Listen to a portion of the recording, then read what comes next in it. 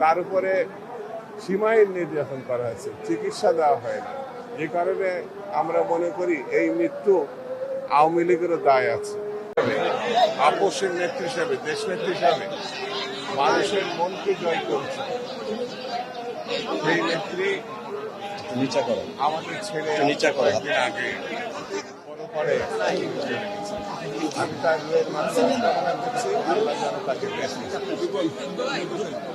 তার পথ অনুসরণ করা গণতন্ত্রকে অনুসরণ, তার পথ অনুসরণ করা স্বাধীনতাকে তাকে রক্ষা করা আমাদের যেমন দায়িত্ব, দেশকে রক্ষা করারও আমাদের দায়িত্ব। ইদানিং নানান জায়গায় যেভাবে বিশৃঙ্খলা সৃষ্টি করার চেষ্টা করা হচ্ছে, নির্বাচন খুব অল্প দিনের মধ্যে, সেই জন্য আমাদেরকে ঐক্যবদ্ধ থাকতে হবে যাতে শান্তিপূর্ণভাবে একটি নির্বাচন অনুষ্ঠিত হয় এবং গণতন্ত্রের উত্তরণের পথকে সুগম হয়।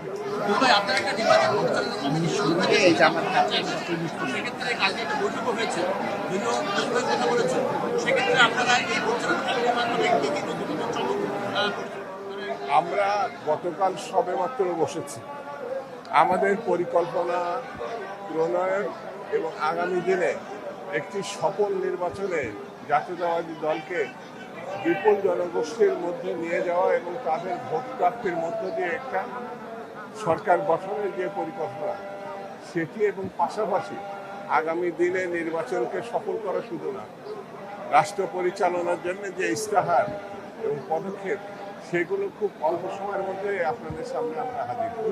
একটা বিষয় জানতে চাচ্ছি, বিএনপি চেয়ারপারসন বেগম খালেদা জিয়া দীর্ঘদিন গণতন্ত্রের জন্য আন্দোলন করেছে, বর্তমানে নির্বাচন শীঘ্রই নির্বাচন হচ্ছে, সেই গণতন্ত্র উত্তোলনে আর কোনো বাধা দেখছেন কিনা?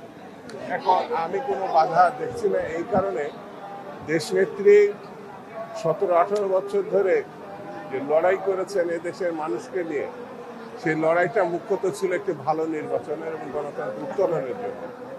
সেই লড়াই মানুষকে ঐক্যবদ্ধ করেছিলেন তিনি।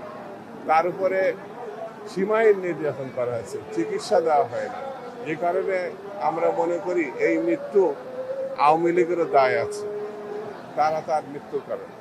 এখন নির্বাচনে সামনে যদি জনগণ ঐক্যবদ্ধ থাকে, কোনো বাধা হিসাবে আসবে না।